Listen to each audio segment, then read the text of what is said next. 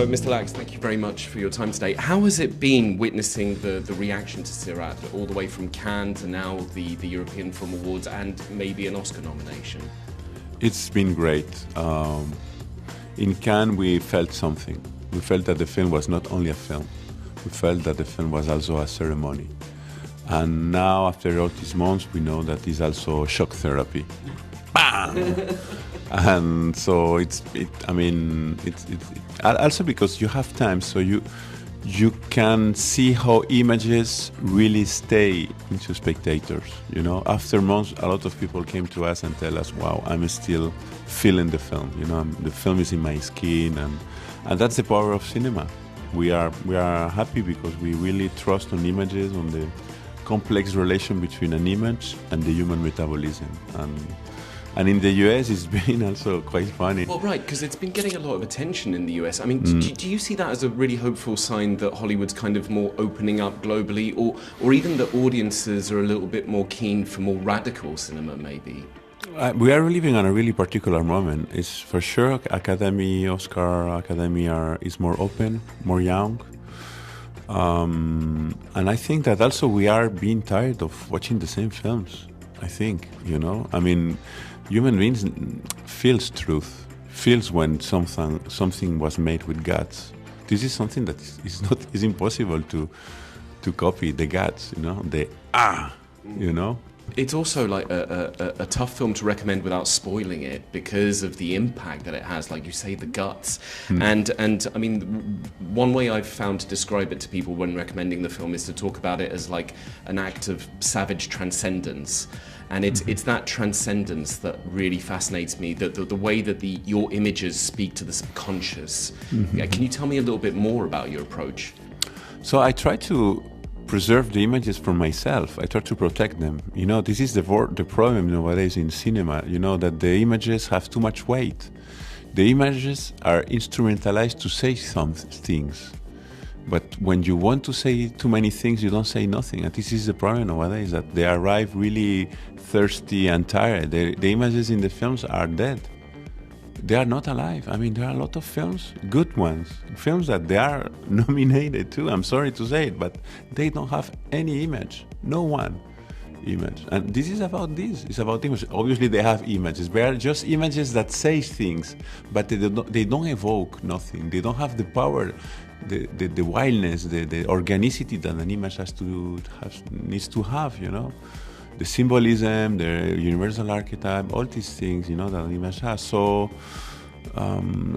it's just this, you know, the key of Sirat is that I protect the images from myself, you know.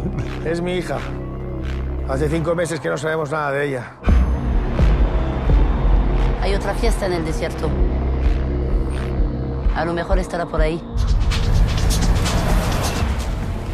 Sound plays such an important part in this film, whether it's the sound design or the score by Candice Ray, who was nominated for the Golden Globes. They rather shamefully didn't show the best score being actually awarded on the broadcast. Do you think that people are maybe undervaluing or underestimating the role that sound has and sound design has in cinema? I don't know. I think that cinema people were giving us too much prizes.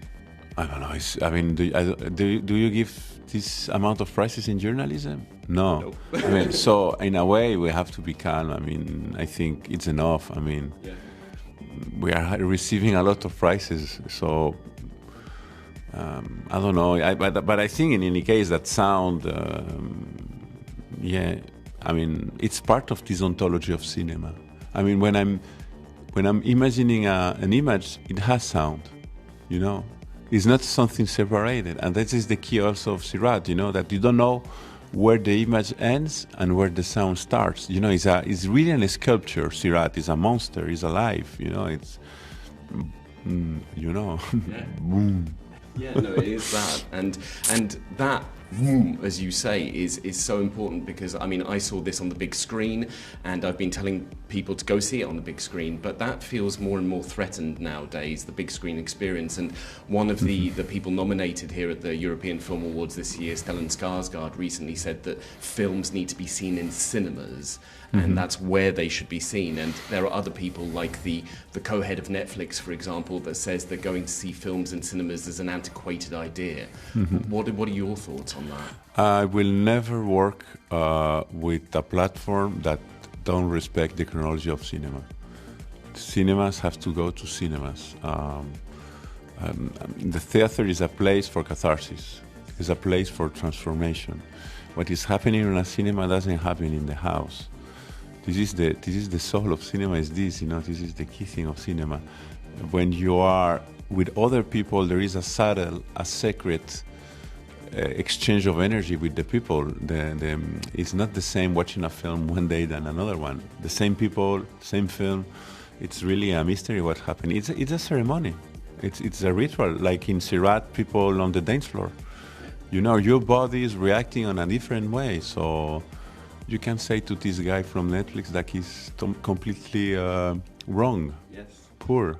And one scene that struck me enormously in the film was the ending, the train going towards almost a future with a great amount of uncertainty. And I found it incredibly hopeful, but I've spoken to people who were basically very scared with that last scene. And it's interesting, given the current climate when it comes to political conflict, the rise of AI, for example, which threatens enormously, artistic professions. That particular scene, for me, was hopeful. Do you see it as hopeful? I don't like to interpret the film, but I can tell you that I'm really a hopeful man. I truly believe in human being and in the future. Obviously, it will be tough. We are like on a kind of era change.